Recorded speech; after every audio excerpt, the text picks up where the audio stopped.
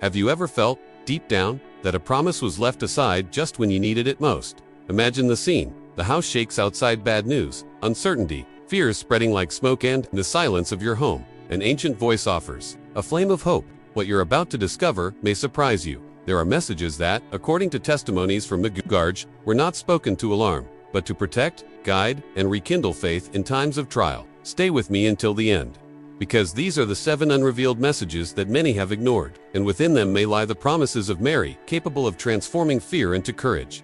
Right now, as you listen to me, thousands of people around the world are searching for signs and answers. Some find solace in the stories of visionaries. Others feel a calling to return to the essentials. We're not talking empty words, we're talking about practical guidance, prayer, fasting, home blessings, spiritual discernment that, when applied, bear real fruit in families. Have you ever experienced this? Have you tried to pray more on difficult days and felt, even vaguely, that something changed? This is where the ignite of hope begins, in the small decisions that restore peace and protection to the family. I don't just want to tell you facts. I want you to feel the weight and gentleness of these promises. Imagine someone who, in the midst of despair, found in a routine of prayer and fasting not only solace, but clarity to make decisions that save their marriage, their job, and the emotional health of their children. Imagine another family who transformed their home into a safe haven through small blessings and prayer meetings, and who today witnessed a peace that once seemed impossible. These are common stories among those who take the messages of Medjugorje seriously, not prophecies meant to terrify, but invitations to conversion and a life centered on faith. Throughout this video, we'll explore each of these messages, unraveling the practical meaning of each of Mary's promises and showing how they can be applied today in your daily life. I'll provide clear explanations, real-life examples, and simple suggestions to get you started right away. You don't need to be a theologian or an expert. You just need to want to light the flame of hope within your home. We'll also discuss subtle signs, how to recognize a call to spiritual discernment amid the noise of the digital world, and the importance of creating a safe environment where the family can grow in faith and serenity. If you're looking for answers, know that this video is a bridge between ancient accounts and practical solutions for today. I'll show how the discipline of prayer, accompanied by intentional fasting, can open doors that previously seemed closed. How blessing a home and simple acts of protection can change the family atmosphere, and how silence and discernment are essential tools for understanding the signs around us. These aren't magical promises, but invitations to concrete life-change invitations that, when embraced, ignite a hope capable of withstanding the greatest storm. Stay with me in the next few parts. We'll dive one by one into the 7 unrevealed messages of Medjugorje, reveal what each promise means for you and your family, and translate it all into steps you can begin implementing today. Get ready, the flame we'll light here could be the beginning of a deeply personal transformation. Before we dive into the first messages, I want to ask you something from the bottom of my heart. If this topic resonates with you, leave a comment below with what touched you most. Share an experience, a question, or just a feeling that's just come to mind. When you share your story, others find comfort in learning. Your voice can be the spark that helps someone find hope again. If this video touched you in any way, please like it so more people can find this content in difficult times. Like is a simple way to support those seeking sincere answers. And if you want to follow the full series of 7 messages and receive practical tools to protect your family and home, subscribe to the channel. That's how I know I must continue bringing more testimonies, guides, and prayers designed for times of trial. It's not just about numbers. It's about building a community that relies on faith and action. Your participation here helps reach those who need to hear these promises now, and allows me to bring you more real stories, interviews, and concrete steps that work. So write in the comments, what would you do differently today after hearing this? Like if it touched your heart, and subscribe so you don't miss the next part. Now, with our community gathered and hearts more attentive, let's move on to the first message and understand how it can ignite hope within your home. Now I want to delve even deeper into this subject and begin with what often gets sidelined when the world gets tough. Why prophecies, signs, and spiritual messages matter precisely now, in times marked by economic uncertainty, isolation, and a constant noise that scrambles our ability to make wise decisions. It's no exaggeration to say that we live in an era of trials, jobs that seem fragile, relationships strained, emotional health put to the test. In this landscape, the spiritual message ceases to be a curiosity and becomes a tool for transformation, not an empty promise, but a practical path to adjusting a mindset that resists despair and chooses to act with purpose. When I speak of transformation, I'm not just talking about sweeping spiritual experiences. I'm talking about small routine changes that, combined, redefine a trajectory.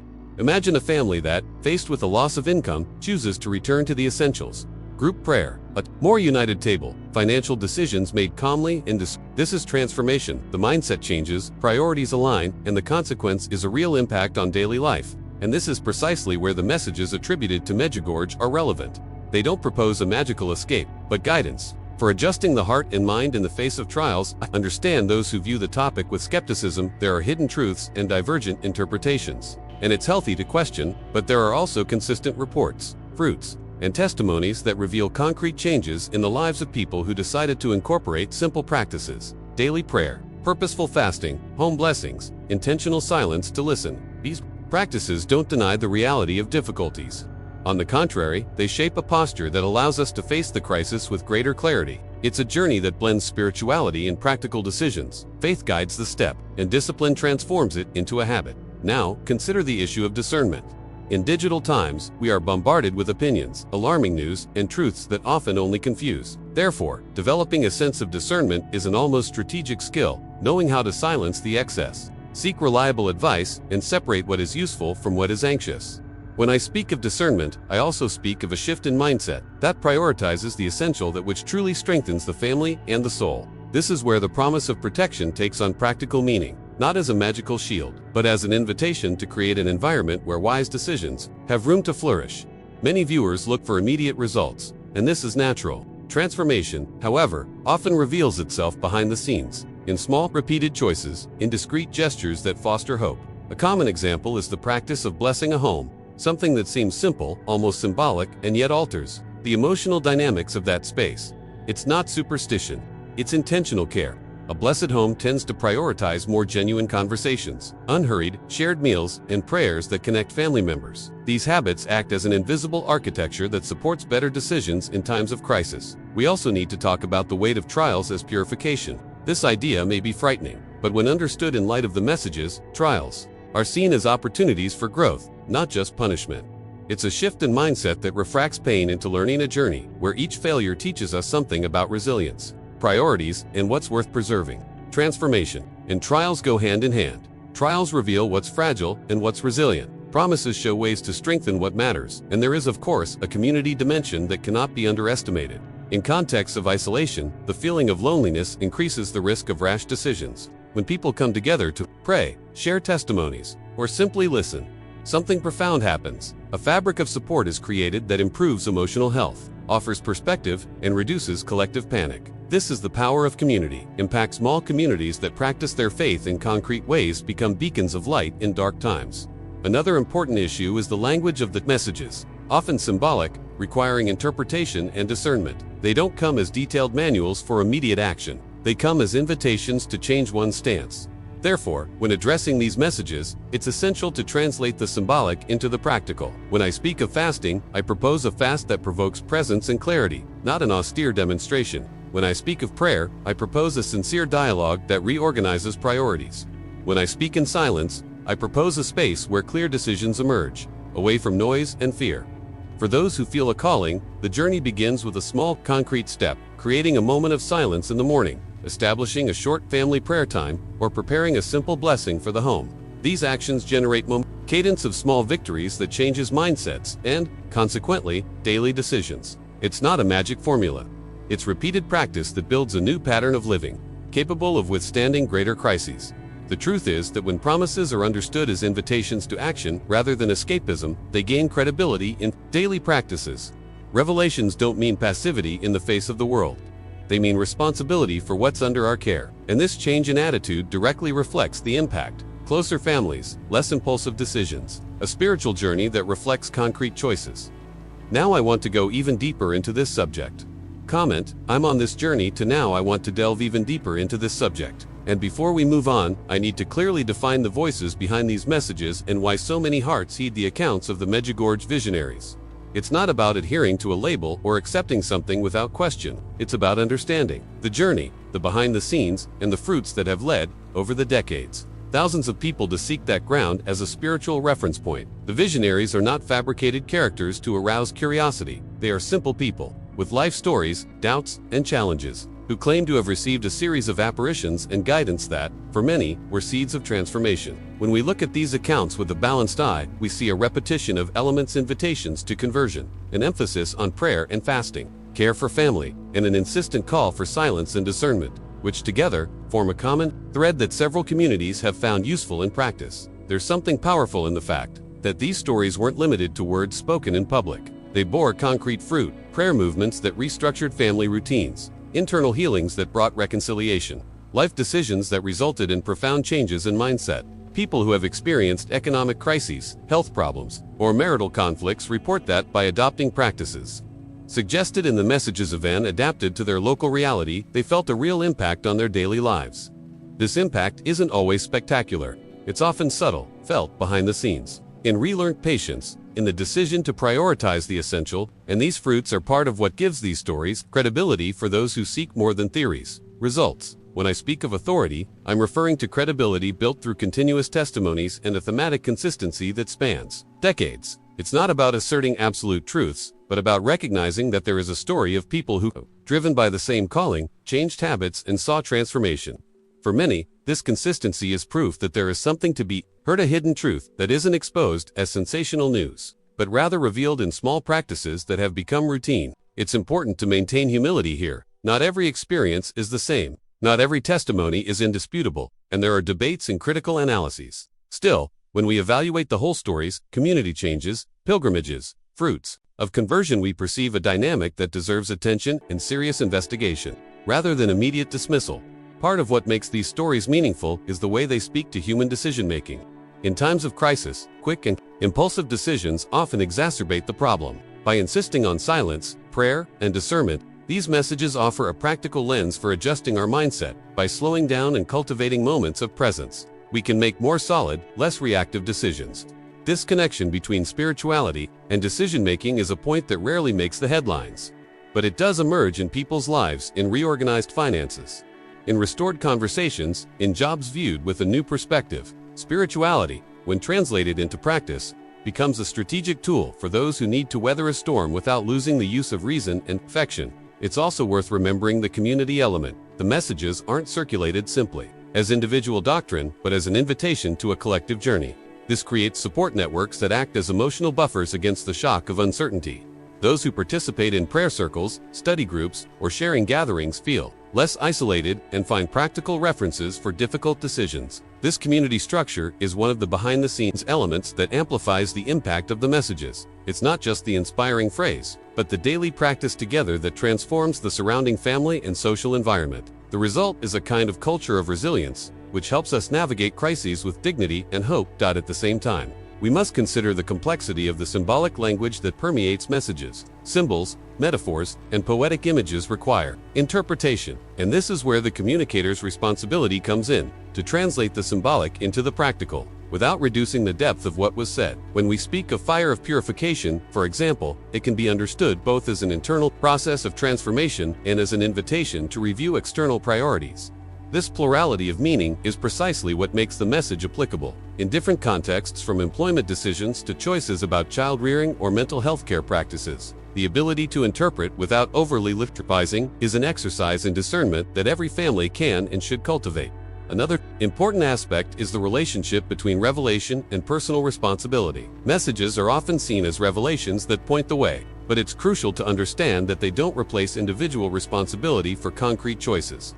The promise of protection, when taken as a call to action, demands a human response. Reorganizing the home, caring for relationships, prioritizing prayer, and fostering a preventative mindset. This union of grace and effort between the spiritual and the practical is what transforms a promise into an impact. It's not about passively waiting for a miracle. It's about responding with actions that sustain hope. And we cannot neglect the emotional dimension. In times of trial, hope is not theory, it is an anchor. When presenting these messages, there is always an element of emotional healing that is revealed in the stories of those who have found solace and meaning. When a family reconnects with others, or when someone decides to slow down to care for their mental health, the effect is profoundly transformative. The spiritual journey also becomes a journey of self-care and redefining values. And this has immediate practical repercussions: less anxiety, clearer decisions, more stable relationships. Finally, it's fair to acknowledge that the search for meaning is an ancient human need, and that in times of crisis, this search intensifies. The messages attributed to Medjugorje enter this scenario as one possibility among many, and their relevance depends on each person's openness to experiencing practices that promote transformation. The proposal here is not to impose a truth, but to offer a journey that many have already taken with tangible results, a change in mindset, more balanced decisions, a positive impact on family life. These are the reasons that explain why, even among skeptics and curious people, so many people pay attention. Now I want to go even deeper into this subject. Comment: this makes sense to me now. I want to delve even deeper into this subject, and begin by clearly explaining exactly what these 7 unrevealed messages are, not as a riddle biased by conspiracy theories, but as a common thread that many have perceived as they carefully examine the accounts. These messages, as they appear in the seers' accounts, do not come merely as apocalyptic warnings. They come as practical invitations and promises, guidance aimed at rebuilding people's mindsets in the midst of trial.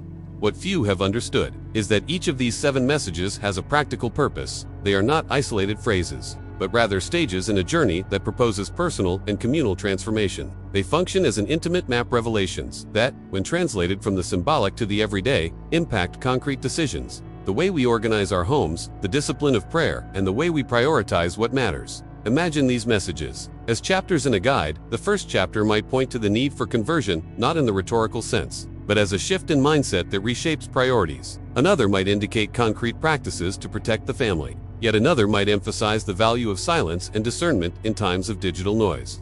Each message operates on a different level: emotional, practical, relational, and, together, they form a life architecture that seeks to restore stability amidst chaos. It is this architecture that allows us to translate that hidden truth, often expressed in symbols and metaphors, into steps anyone can begin taking today: a prayer routine, an intentional fast that clears judgment, a gesture of blessing that transforms the home atmosphere, small rituals that establish peace and responsibility.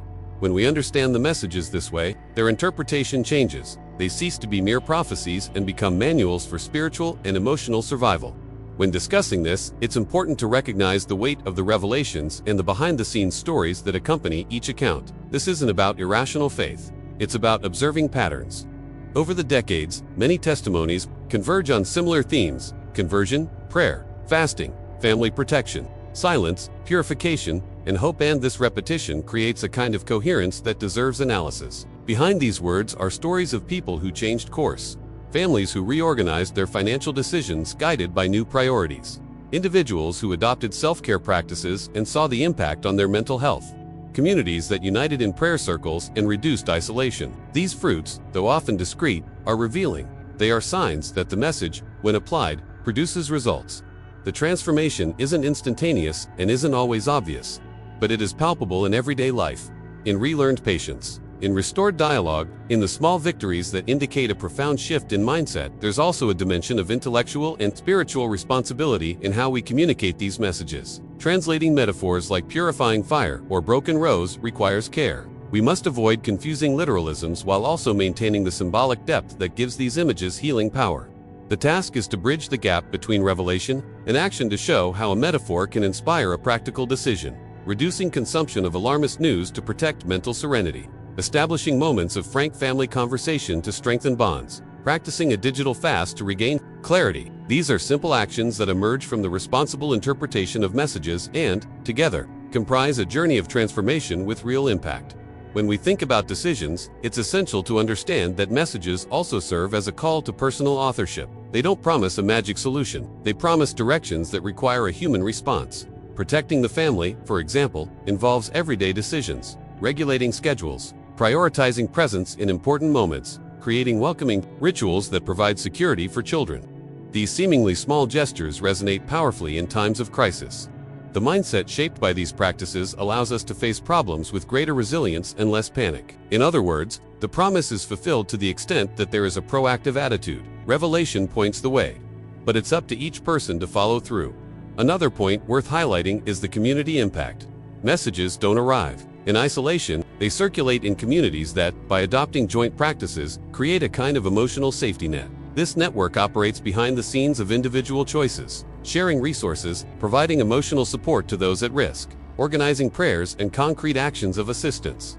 The strength of the collective multiplies the effect of messages. In contexts of isolation, this network reduces the risk of impulsive decisions and offers a broader perspective: someone to listen, someone to advise, someone to pray with, And this community movement is, in itself, a form of social transformation, capable of influencing local culture and strengthening a mindset of care. The natural curiosity that arises when faced with the 7 messages deserves to be addressed clearly. They educate, provoke, and guide. Rather than simply generating anxiety, when studied with discernment, they offer revelations that empower. They reveal not only an uncertain future, but also paths to cultivating hope in the present. And this hope has practical effects. It reduces anxiety, improves decisions, and changes relationships. The central promise that unites the 7 messages is this: from promise comes responsibility. From revelation comes action. From action comes impact. It is a cycle of transformation that, once initiated, tends to bear fruit in the most concrete aspects of life. Now I want to go even deeper into this subject. Comment: this makes sense to me now. I want to delve even deeper into this subject. And begin with the first message, which is at once the simplest and most radical: the call to conversion and a return to the essential. Conversion here is not a distant academic concept, or one exclusive to dramatic moments. It is a daily invitation to change the mindset, priorities, and decisions that shape our routine. In times of trial, when everything seems to demand an immediate and often desperate reaction, conversion acts as a smart brake. It asks us to stop, evaluate, and clearly choose what truly matters. It's not a change of facade, it's a transformation that touches habits, relationships, and the way we view the future. And the beauty of this message is that it is practical. It begins with small, repeated gestures that gradually rebuild our lives. Imagine an ordinary person, with bills to pay and a busy life, who suddenly realizes that financial panic has made them harsher with their children, less present at dinner, always focused on emergencies. This person heard a call, perhaps in a reading, perhaps in a conversation, to prioritize their relationship with God and family. Conversion didn't come like a movie scene. It came as a decision: reduce their workday a bit, dedicate 15 minutes of silence in the morning, call their spouse before bed, and ask how their day was. Little by little, what seemed insignificant began to bring about greater changes. Previously avoided conversations returned, tension diminished, and financial decisions began to be made with greater patience. This is the practical essence of the first call to reorganize life based on what is essential. When we speak of returning to the essential, we are also speaking of hidden truths, those priorities that the noise of the world often obscures. Amidst the avalanche of stimuli, we feel like we have to respond to everything. The message of conversion counters this rush. It proposes an economy of attention. Instead of wasting energy seeking immediate solutions to every noise, conversion invites us to invest effort in the foundations: faith, family, consistency in daily decisions. This is where transformation begins to be measurable. Changes in habits: turning off the TV earlier, setting aside a fixed family meal, maintaining a time of prayer together produce an impact that spreads to other areas. Greater clarity in making decisions about work, more patience in resolving conflicts, less anxiety in dealing with the news. This message also calls for inner honesty. Conversion requires self-examination. What am I putting off until tomorrow that shouldn't wait? What hidden truth have I been avoiding facing?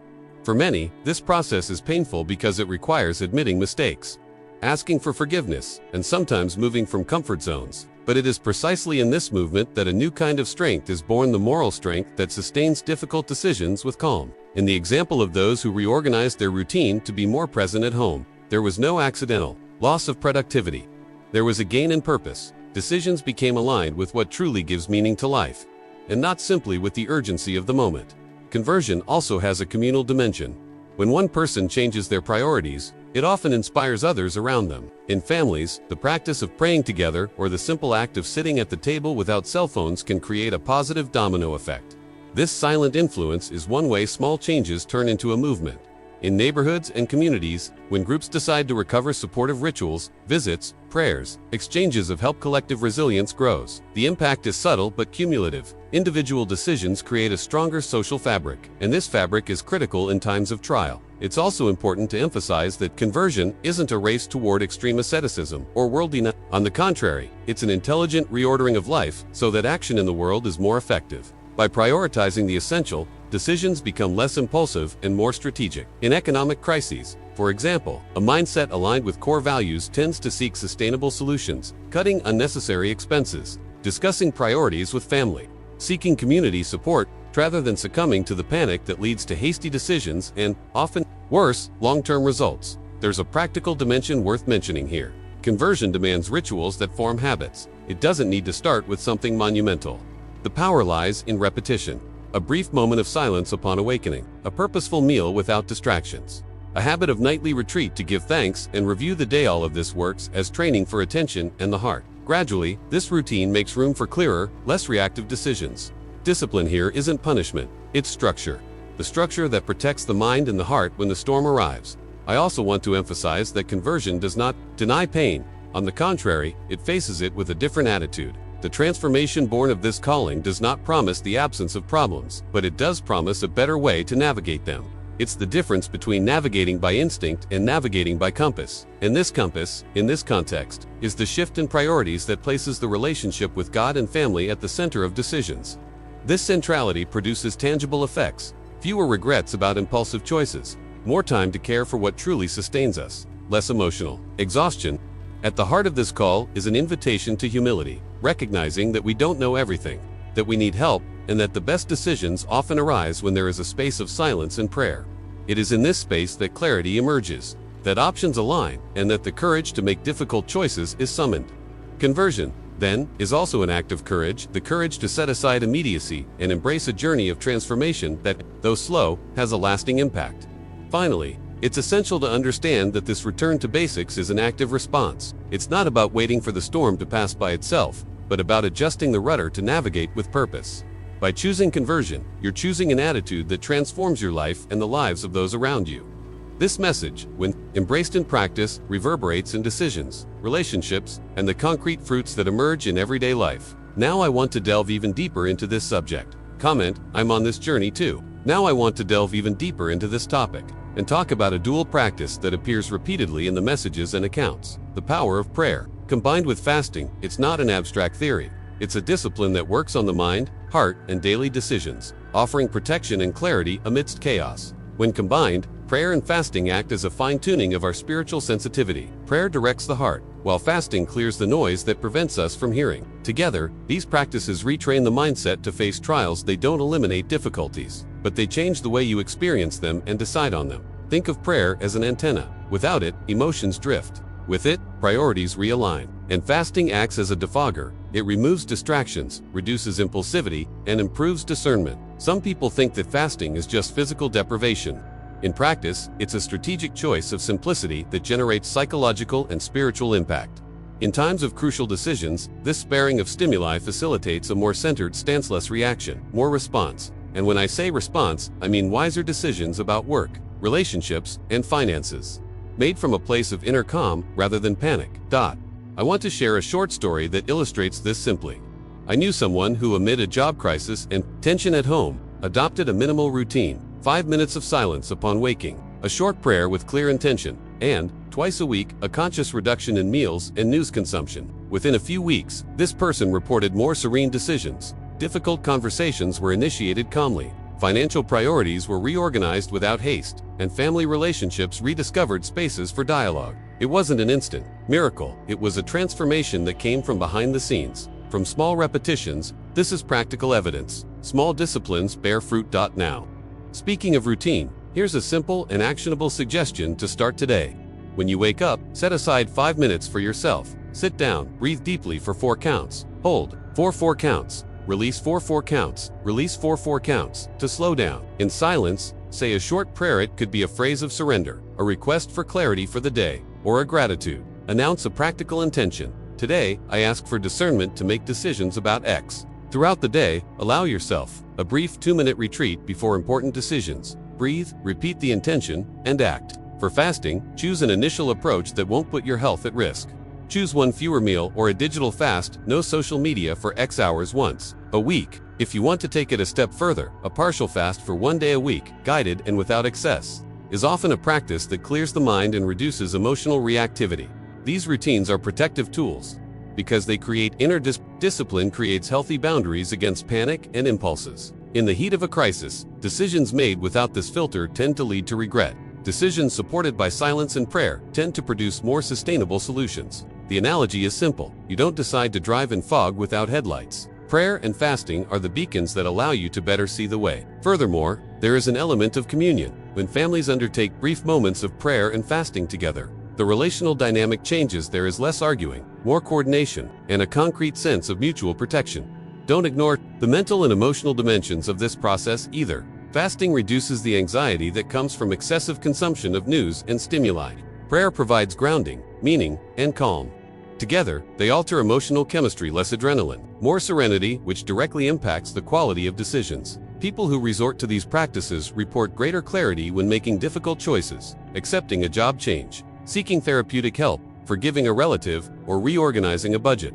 These are decisions with practical implications that impact the entire family journey. That's important to note that the combination of prayer and fasting isn't a magic recipe or a one-size-fits-all formula. There's room for adaptation. Some people will do a partial fast, others will choose to reduce screen time.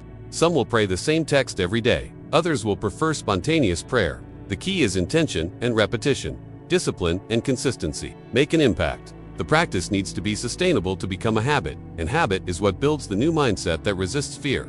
Furthermore, the association with protection isn't just symbolic. In many communities that have adopted these practices, the collective effect has been perceived as an additional layer of social resilience. Neighbors organizing to help, groups celebrating small victories, people offering material and emotional support where previously there was only isolation.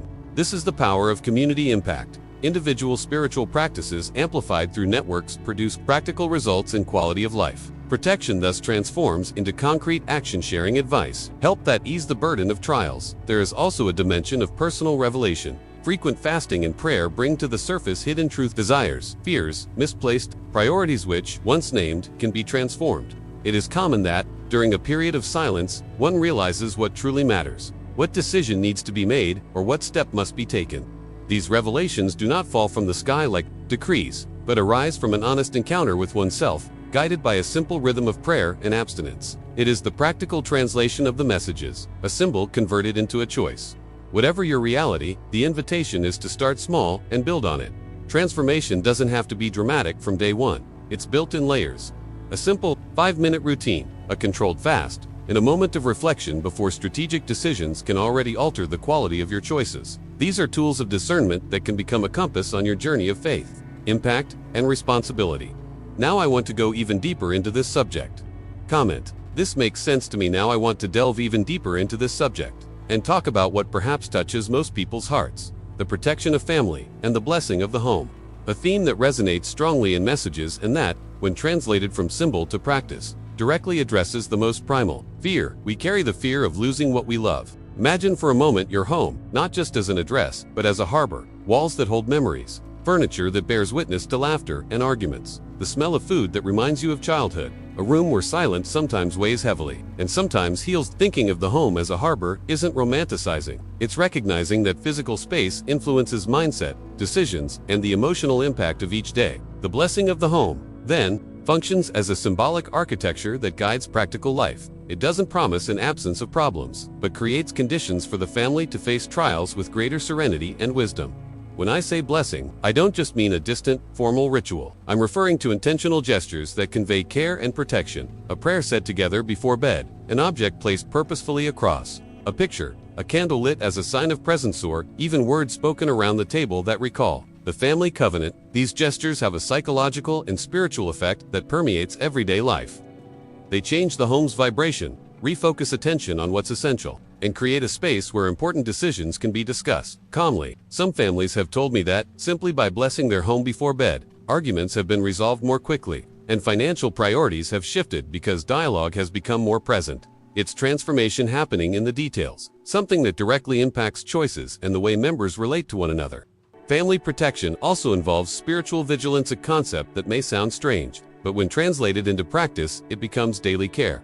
Surveillance isn't paranoia, it's intentional presence, monitoring what children consume, moderating information overload, establishing healthy limits on screen time, and carefully choosing the type of content that enters the home. These decisions are strategic and have a practical effect. They reduce anxiety, avoid harmful comparisons, and strengthen a collective mindset oriented toward hope. Furthermore, symbolic signs of protection: a prayer corner in the home, a weekly sharing meeting, a list of emergency contacts create a network of support that transforms vulnerability into resilience.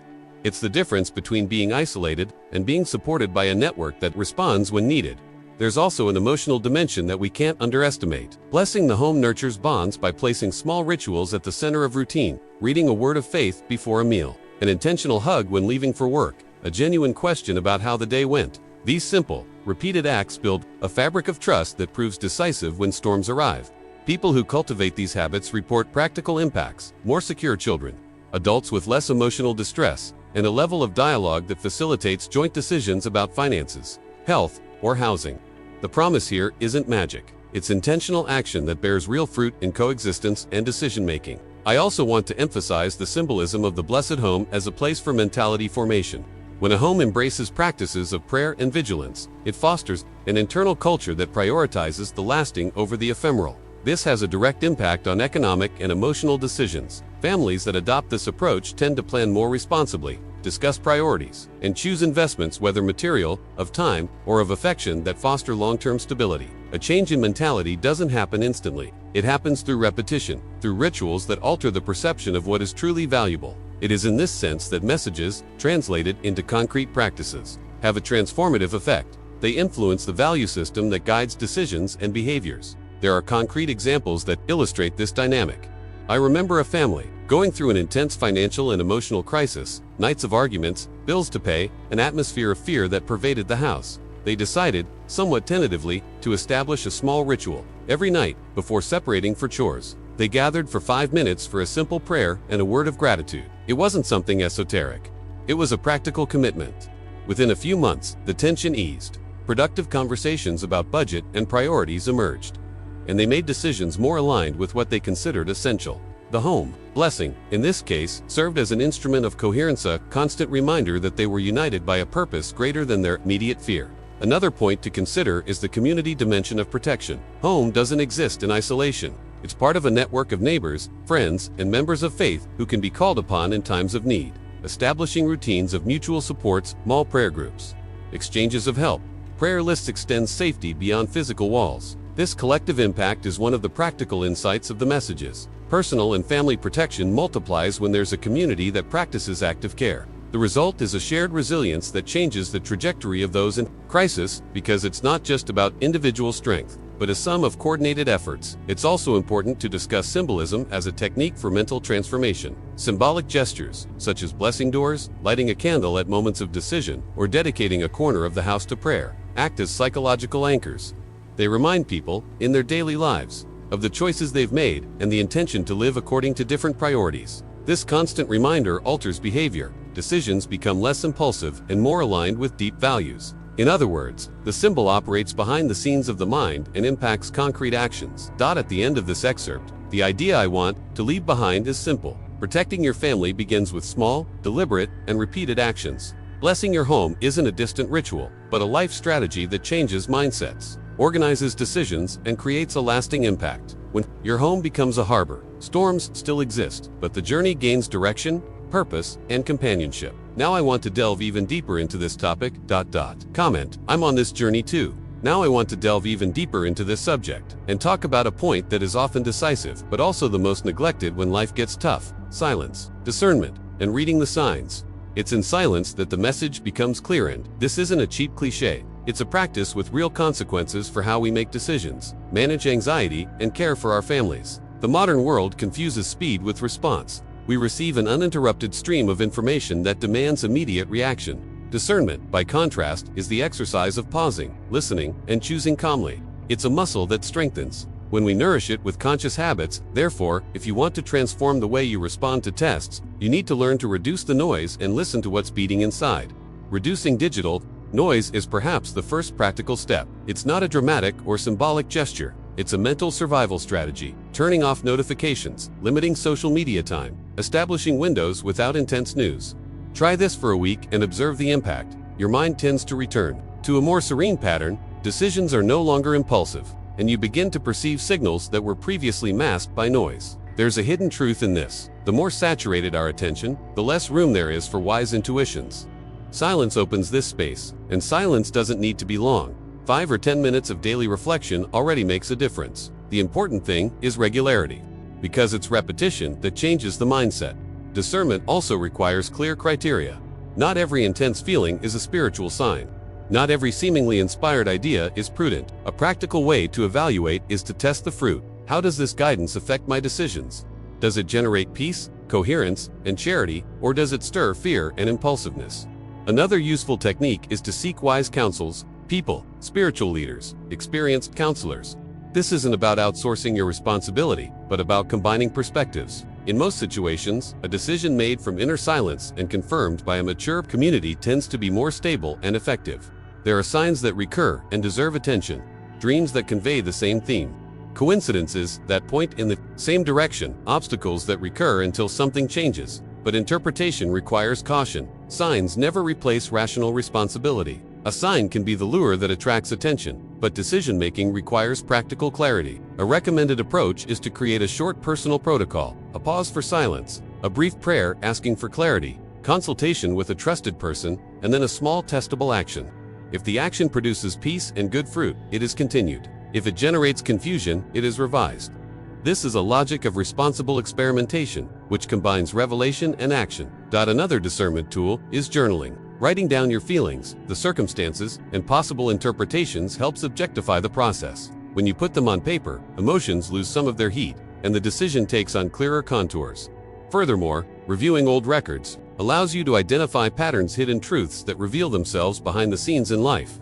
Many people say that only after rereading past decisions did they realize there were signs they'd ignored. Journaling transforms intuition into data that guides the journey. The brief fast, mentioned earlier, also helps with discernment. Reducing physical and digital stimuli for a short period of time clears one's thoughts. It's not about deprivation, as punishment, but rather about intentional cleansing that facilitates inner listening. There are safe and adaptable practices. Digital fasting. Fasting from a light meal, or temporarily reducing the consumption of agitating content. These measures create an internal environment where decisions are less reactive and more thoughtful. In high-pressure situations, creating a check-in ritual can prevent rash decisions. This ritual might include 1. Breathing deeply for 3 minutes. 2. Repeating a clear intention or question. For example, does this bring me closer to what I consider essential? 3. Checking the immediate practical consequences of the decision. 4. Consulting a trusted peer. The ritual acts as an automatic brake, a way to bring the pilot's mindset into control. Rather than acting on instinct, it's also important to recognize signs that aren't constructive in origin. Persistent anxiety, self-reinforcing panic, and messages that fuel constant fear are often false signals. They call for action not to follow, but to address the anxiety itself. In other words, there's a difference between a sign that calls for action and a symptom that calls for care. Discerning this line is part of spiritual and emotional maturity. Try to identify, is what drives me to make a choice, inner peace or external pressure? This simple question helps separate enlightenment from illusion. In the relational realm, signs can appear in the reactions of those around you. If an idea generates unity, serenity, and cooperation, it tends to be a good path. If it generates division, fear, and secrecy, it deserves revision. The logic of the fruit, once again, is practical. Observe the consequences. Authentic revelations, when applied, tend to produce more peace than confusion in the long run. This verification criterion is a simple and powerful compass that transforms subjective interpretations into responsible decisions. There is also an ethical dimension to discernment. Responsibility for those who depend on your choices. When it comes to family, decisions must consider the concrete impact on dependents, their emotional stability, and their material security. This doesn't mean fear, but prudence. The promise of protection in the messages works when human action accompanies spiritual intention. In other words, divine signaling and human responsibility go hand in hand. Without one, the other loses effectiveness. Behind the scenes of this practice, mental and spiritual discipline is involved. Regular meditation, uplifting reading, clear limits on media consumption, and honest conversations with partners and advisors build an environment conducive to listening.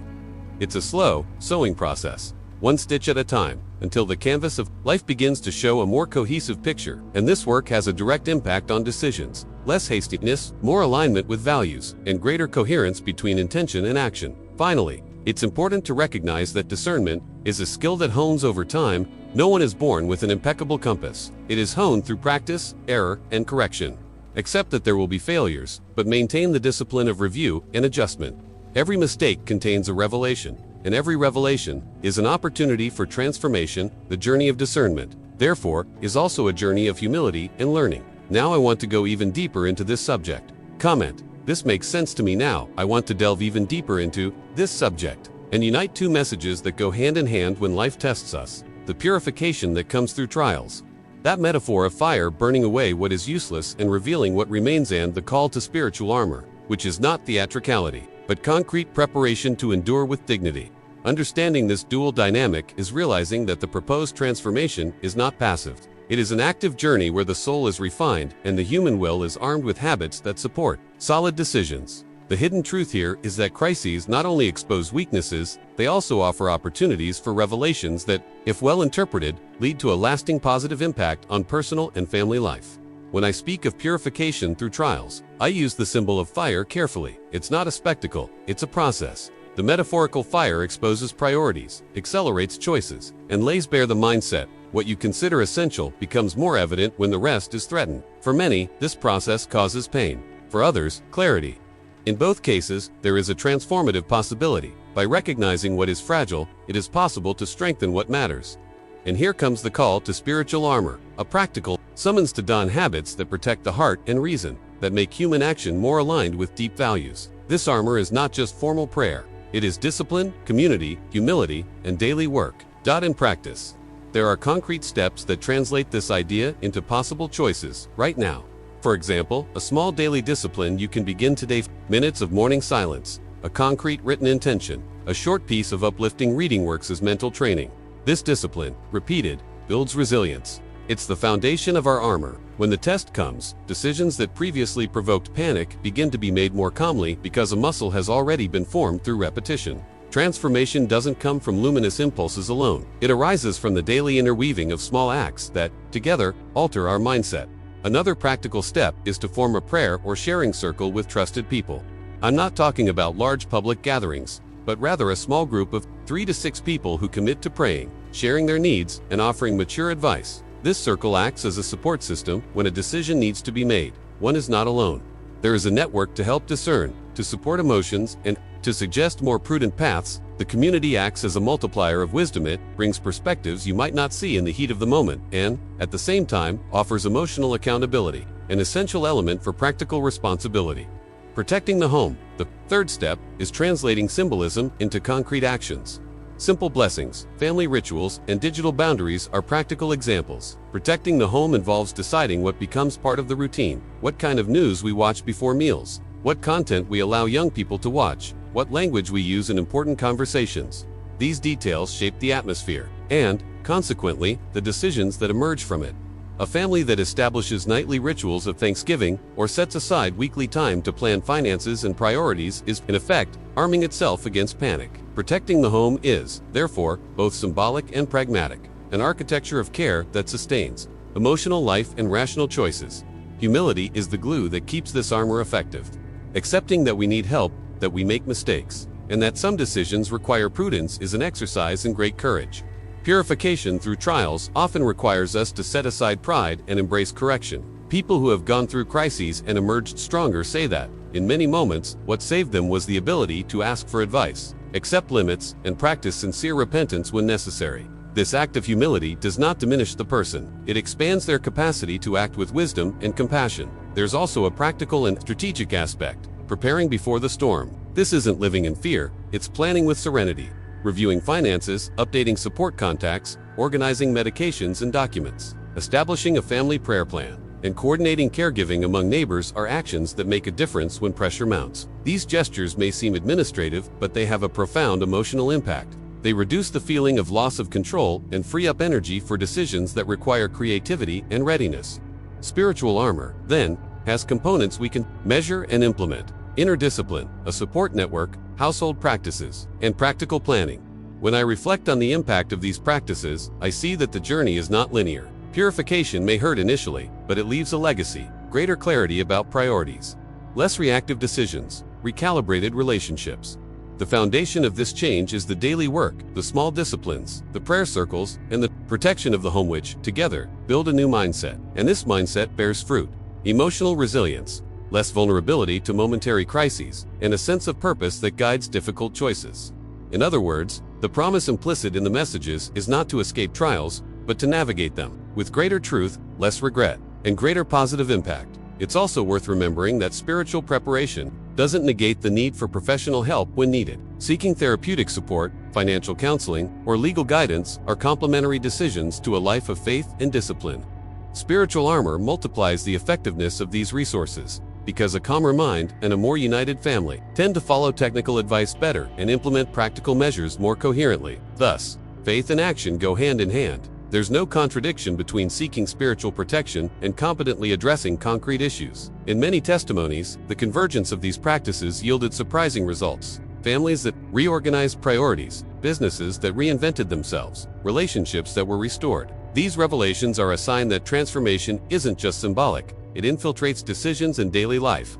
When the test purifies, what remains is not just resistance, but a new life project, a renewed mindset capable of generating collective well-being. And this is the promise that gives hope, not the promise of absence of pain, but the promise of meaning and responsible action amidst pain. Now I want to go even deeper into this subject. Comment: I'm on this journey to now. I want to delve even deeper into this subject and talk about what closes the circle of messages, the final promise that ignites hope, the reconciliation offered as a response to fear, and the practical requirement of transforming this promise into action today.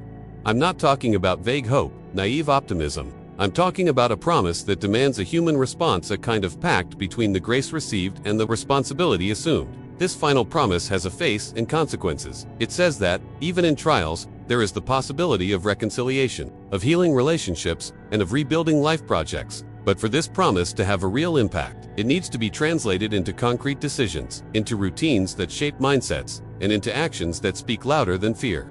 Imagine for a moment that the promise is a seed. Without human action, this seed cannot germinate. It needs soil, water, and care. In the family context, soil is mutual attention, water is the discipline of prayer and silence, and care is the daily decision to prioritize what sustains us. The application today can be simple, yet powerful. Starting the night by asking your loved ones, what was good today? Taking time to give thanks and ask for guidance before bed, or choosing a symbolic gesture that marks the commitment to mutual protection. These seemingly small acts are what activate the promise. They transform a lofty idea into a practice that alters routines, mindsets, and, little by little, the decisions that shape the future. Reconciliation also plays a central role in this promise. Where there is a rupture, the invitation is to seek reparation with humility. It's not an instantaneous or easy process, but it is a path that opens when someone decides to admit their mistake, ask for forgiveness, and make amends, even if only in a limited way. Mary's promise, viewed from this perspective, functions as a moral compass. It points to restoring relationships as a priority. When a family accepts this challenge, the change is not just emotional, it's practical. Difficult conversations change tone, old agreements are revised, and financial or professional decisions begin to consider the common good of the household. Reconciliation has an impact: less resentment, more cooperation, and a more secure foundation. For facing external crises, turning a promise into action requires courage and clarity about what decisions to make now. It's not about waiting for a miracle to act. It's about consciously choosing small steps that, together, reshape the path. For example, you might decide today to establish a weekly family planning session, where you align priorities, review a budget, and agree on practical ways to support each other. Or you might opt for a daily symbolic gesture, such as blessing the house when leaving and returning, or reading a short prayer of protection aloud before meals. These decisions don't eliminate trials, but they reduce emotional turmoil and increase the capacity for strategic choice. It's the difference between being carried by the wind and rowing with a clear direction. There's also the hidden truth component. Promises are often written in the details we overlook. The hidden truth could be a consumer habit that erodes quality, family time, or a work routine that erodes emotional presence. Identifying these points is part of the implementation process. Take a quick mental inventory. What drains time and patience at home? What could be reduced, delegated, or reorganized to foster peace and presence? These practical questions are tools for transformation because they guide decisions that generate real impact. The promise is fulfilled when someone decides to act on these hidden truths, however small they may seem. Another important aspect is the education of hope. Hope isn't just a feeling. It's a discipline fueled by actions that confirm the possibility of change.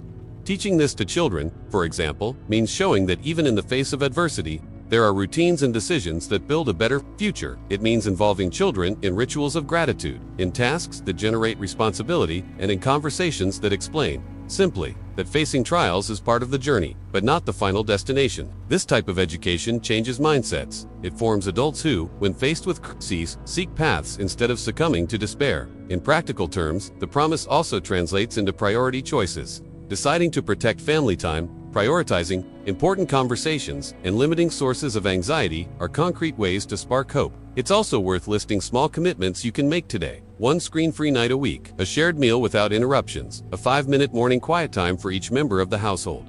These commitments, repeated, serve as mindset training. They create an inner architecture that better withstands trials and makes the promise felt in everyday life. Reconciliation.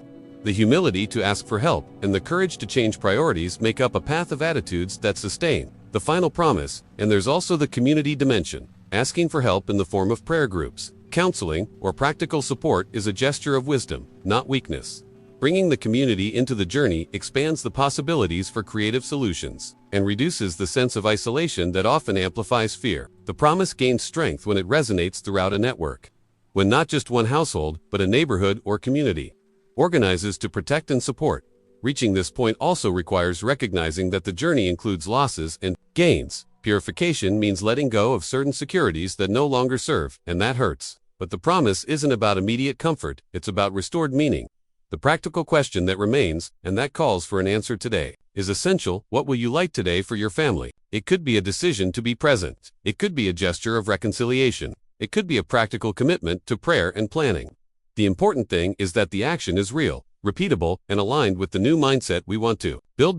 By transforming the ultimate promise into action, the experience shifts from vague expectation to tangible reality. Decisions become the means by which hope manifests. The behind-the-scenes aspects of everyday life, the small routines, domestic rituals, heartfelt conversations become the place where the promise is fulfilled.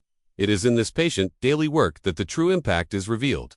Less panic, more strategy, less isolation, more community, less despair, more path. The promise, then, ceases to be merely an ideal and becomes an action plan. Now, I want to go even deeper into this subject. Comment, IT Lit, if you've made it this far. Thank you for listening carefully. That already says a lot about your heart. If this content has been helpful to your journey, subscribe to the channel so I can continue bringing you practical guides, testimonies, and concrete steps that help protect your family in times of trial. That's how I know it's worth continuing. To produce more material like this, leave a comment with the phrase "I'm with you until the end," so I know who truly came this far. Enjoy reading each story, and they help build our community. If this video touched you in any way, please leave a like. It's a simple gesture that strengthens the connection between us and helps more people find these messages when they need them. There's a video here that complements this topic. Click and follow me there. It will be good to continue this journey together.